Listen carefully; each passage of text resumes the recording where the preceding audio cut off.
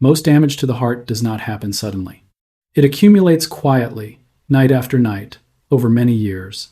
Sleep is one of the systems where this slow pressure builds.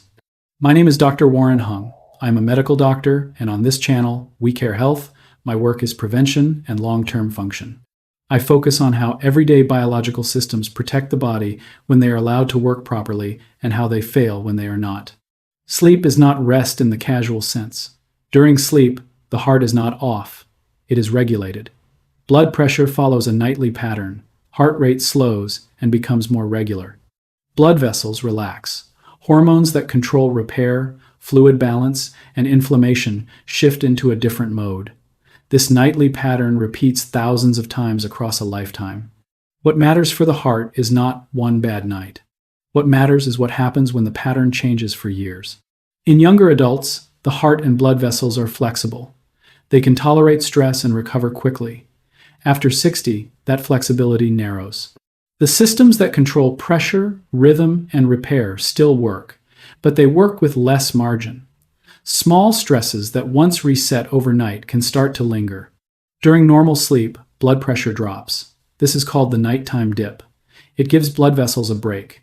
It reduces strain on the heart muscle. It lowers the workload that the heart carries for the next day. When this dip happens consistently, the cardiovascular system ages more slowly. Heart rhythm also changes during sleep. The balance shifts away from stress signals and toward calming signals. This helps stabilize the electrical system of the heart. It is one reason why sleep protects against rhythm problems over time. Sleep also affects how the body handles salt, fluid, and sugar. These may seem unrelated to the heart, but they are not. Fluid balance affects blood pressure. Sugar handling affects inflammation. Inflammation affects blood vessels. All of these processes are adjusted during sleep, not during waking hours. As we age, sleep itself changes. Deep sleep becomes shorter. Sleep becomes lighter. Night awakenings become more common. These changes are normal. They are not diseases. But they mean the heart depends more on the quality and consistency of sleep than it did earlier in life. When sleep becomes irregular or consistently shortened, the heart does not fail right away. There is no alarm. There is no pain. Instead, regulation becomes less precise. Blood pressure stays slightly higher at night. Stress signals remain active longer. Recovery is incomplete. The system still works, but it works under tension. This is why time matters. A habit that seems minor over weeks can matter over years. After 60, the heart is still strong, but it is less forgiving of repeated strain. Sleep becomes one of the quiet places where that strain either eases or accumulates. The main question this video will answer is simple. Which common sleep habit slowly pushes the aging heart in the wrong direction, and why its effect becomes clearer after 60? But before that habit can be named clearly, we need to understand what changes in sleep and cardiovascular control as the body ages. After 60, the body does not lose its ability to sleep. What changes is how sleep is built and how tightly it regulates the heart. Sleep is made of layers. Some layers are light, some are deep. In younger adults, deep sleep appears earlier and lasts longer. That deep phase is where blood pressure drops the most, heart rate becomes steady, and repair signals rise. With age, deep sleep shortens. Light sleep takes up more of the night. Awakenings become easier and more frequent. This shift is normal aging. It is not a disorder by itself. But it changes how much protection sleep gives the heart. One important change involves blood pressure control. In healthy sleep, pressure falls at night and rises again in the morning. This daily swing protects blood vessels from constant strain. After 60, that swing often becomes smaller. The drop at night is less pronounced. In some people, it disappears. When nighttime pressure stays higher, even slightly, the heart works harder for longer hours. Blood vessels also feel more tension. Over years, this contributes to stiffness of the arteries. Stiffer arteries push pressure higher during the day. The cycle feeds itself quietly. Another change involves the nervous system. The heart is controlled by two signal sets. One speeds it up and prepares the body for action. The other slows it down and promotes recovery. During sleep, the calming signals should dominate. With aging and lighter sleep, stress signals tend to remain more active at night. This does not cause immediate symptoms. The heart still beats normally. but rhythm stability depends on balance. When calming signals are weaker, the electrical system of the heart becomes more sensitive to triggers. That sensitivity matters more as the heart ages. Hormone timing also shifts after 60. Hormones that regulate fluid balance, salt handling, and inflammation follow daily rhythms tied to sleep. When sleep becomes fragmented, these rhythms lose precision. Fluid may be retained more easily. Inflammation signals may stay mildly elevated. Both affect cardiovascular strain. There is also a change in recovery speed. Younger hearts recover quickly from stress. A poor night may leave no trace by morning. Older hearts recover more slowly. Stress that is not fully resolved during sleep can carry into the next day.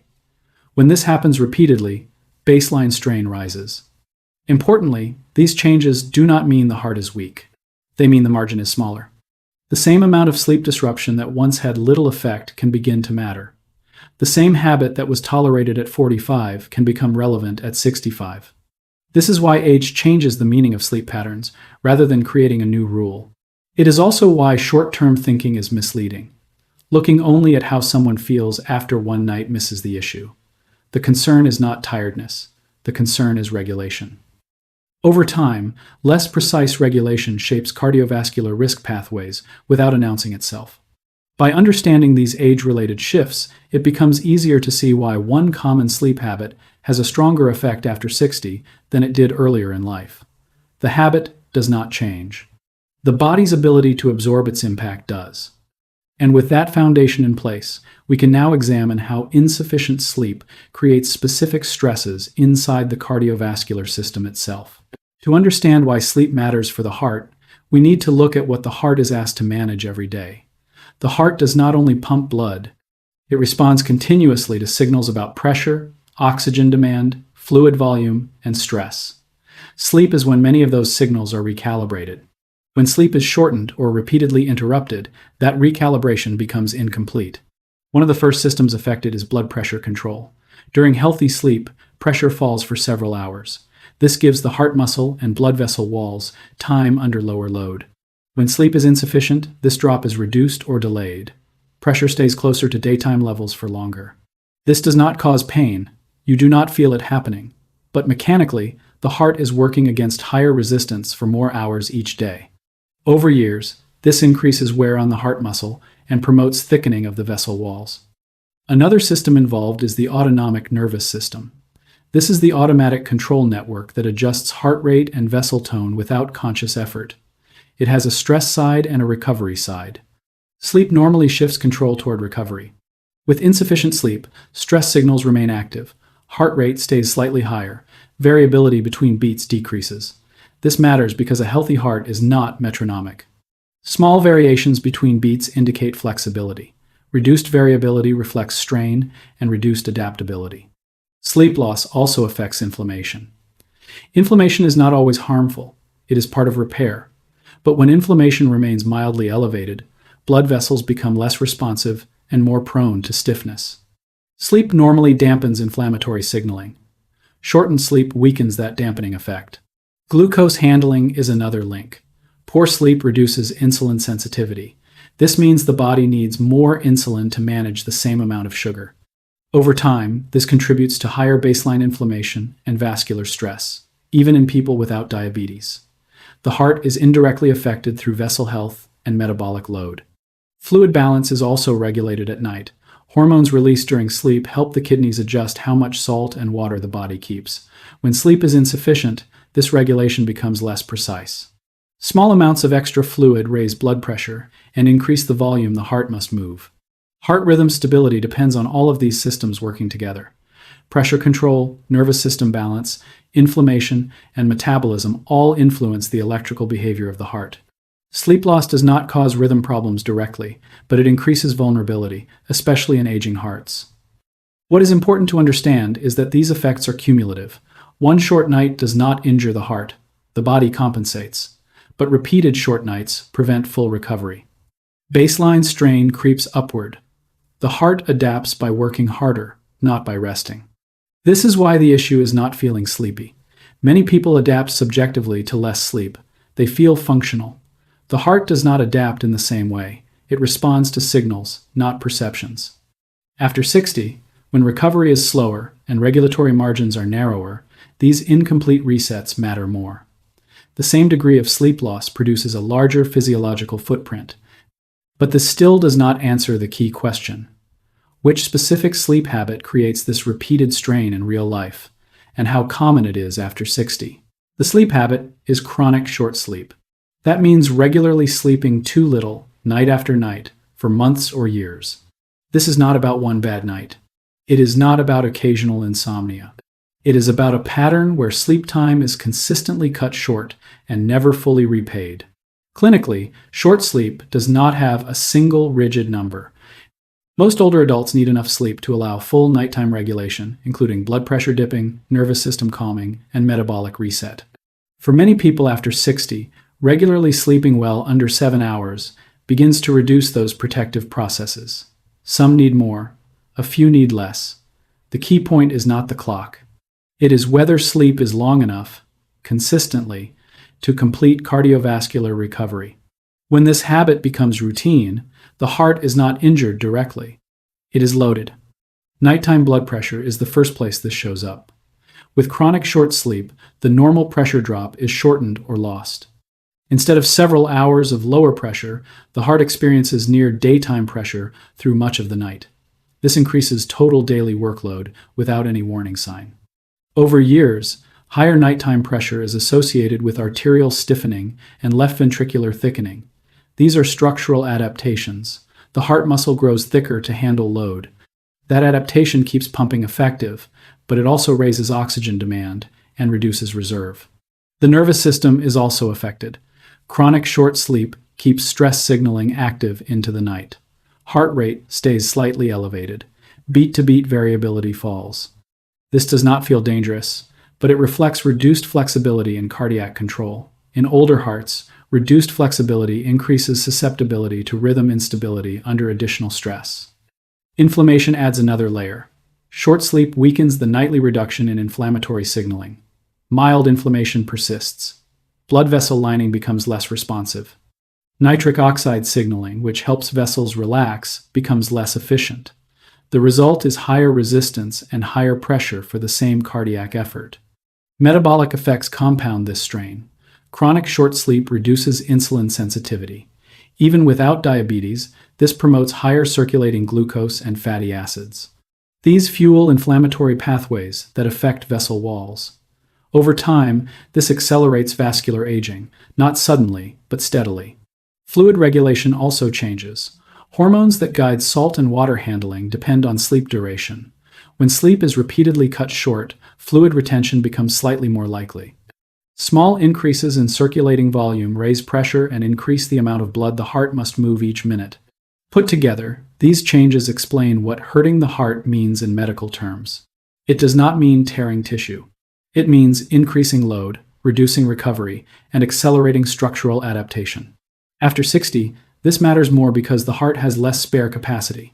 Repair is slower, vessels are stiffer, electrical systems are more sensitive. Chronic short sleep pushes all of these systems in the same direction, quietly. This habit is common because it often feels functional. Many older adults wake earlier, go to bed later, or accept shorter nights as normal aging. They may feel alert enough during the day. The absence of fatigue creates false reassurance. But the heart does not measure alertness. It measures pressure, signals, and time under load. There are boundaries to this explanation. Some people naturally sleep less without evidence of cardiovascular strain. Others require more sleep to maintain regulation. Certain medical conditions and medications also change sleep needs. This is not a guarantee of harm. It is a risk pathway that becomes more relevant with age. The important distinction is consistency. Occasional short sleep is not the issue. The issue is habitual restriction that prevents full nightly recovery over long periods. That is why the sleep habit does its damage slowly. It does not announce itself. It does not cause pain. It works by removing protection rather than causing injury. After 60, the absence of that protection shows up in the heart's workload, structure, and stability. Yet understanding this habit in isolation is not enough. To see its full impact, we need to connect sleep, aging, and cardiovascular systems into a single picture. Sleep, aging, and heart health are often discussed as separate topics. In reality, They function as one system. After 60, the heart continues to do its job well. What changes is not strength, but tolerance. Blood vessels are stiffer, recovery is slower, regulatory systems are less forgiving. Sleep is one of the few daily periods when these systems are supposed to reset together. Chronic short sleep interferes with that reset. It raises nighttime pressure, it keeps stress signals active, it weakens inflammatory control, it alters fluid handling. None of these changes are dramatic on their own. Together, they shift the heart's baseline workload upward. This is why symptom control can be misleading. A person may feel fine, energy may be adequate, there may be no chest pain or breathlessness, but regulation can still be drifting in the wrong direction. Cardiovascular risk does not require discomfort to increase. It is also important to separate cause regulation from downstream management. Medications can lower pressure, they can control rhythm, they can reduce risk. But they do not replace the nightly biological processes that sleep is meant to provide. Sleep acts earlier in the chain, before damage needs to be managed. This does not mean sleep is a cure. It does not reverse aging. It does not eliminate risk. What it does is preserve margin. It reduces how hard the heart has to work to maintain stability. For some people, improving sleep duration restores nighttime pressure dipping. For others, it improves heart rate variability. In many, it reduces the accumulation of low-grade strain that would otherwise be carried forward year after year. These effects are modest but persistent, which is why they matter. The key idea is not perfection, it is consistency. A heart that is allowed to recover most nights ages differently from one that rarely gets full recovery time. After 60, that difference becomes more meaningful. If you are watching this channel, it is because you care about long-term function rather than short-term fixes. Sleep is one of the quiet places where that long-term trajectory is shaped.